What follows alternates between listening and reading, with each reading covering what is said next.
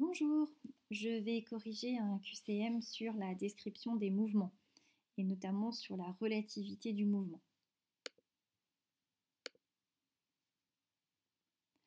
Alors, première question, on te parle d'un carrousel, donc c'est un manège, un vieux manège où il y a des chevaux de bois dedans et d'autres choses, qui tourne sur la place d'un village. On te dit que la place est équipée de bonds qui sont fixés au sol et de plusieurs arbres, donc il y a plusieurs arbres sur la place du village. Dans quel référentiel un arbre de la place est-il en mouvement? Alors, c'est-à-dire par rapport à quoi un arbre est-il en mouvement?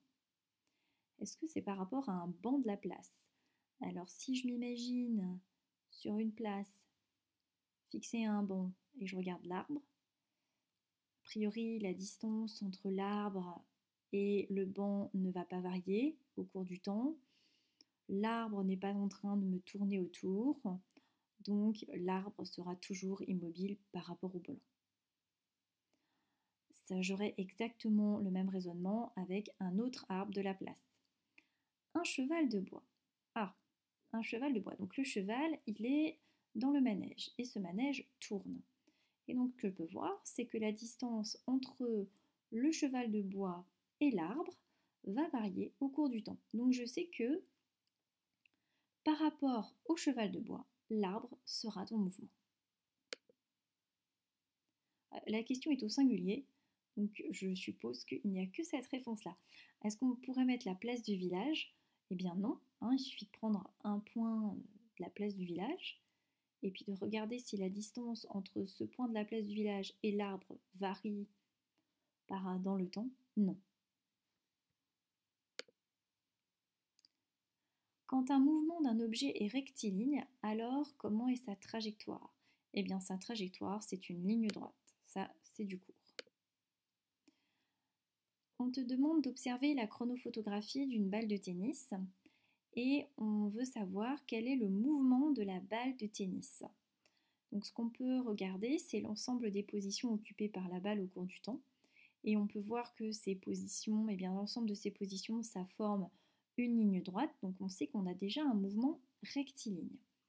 Maintenant, on va observer la chronophotographie. On sait qu'entre chaque photo, je te rappelle, une chronophotographie, c'est qu'on a pris une succession de photos en mode rafale et on a superposé toutes ces photos sur une seule et même image.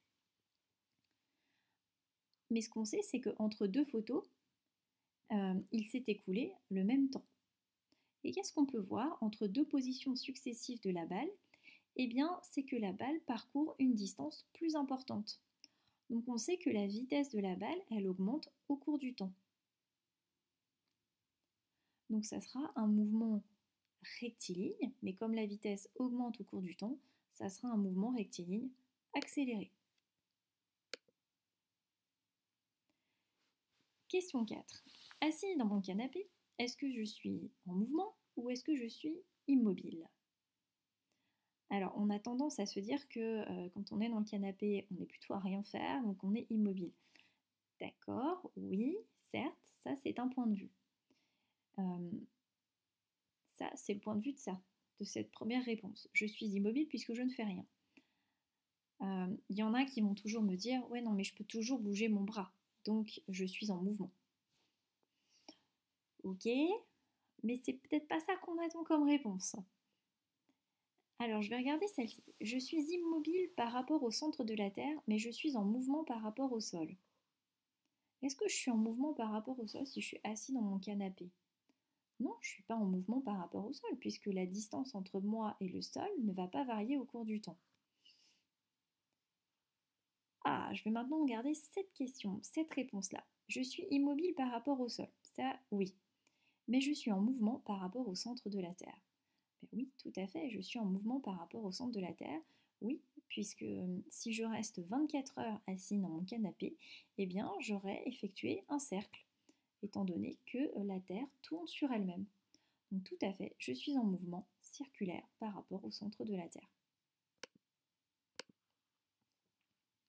Ah, donc ça c'est la question mystère où j'ai oublié de mettre la chronophotographie, donc je vais répondre au hasard et je vais passer à la question 6.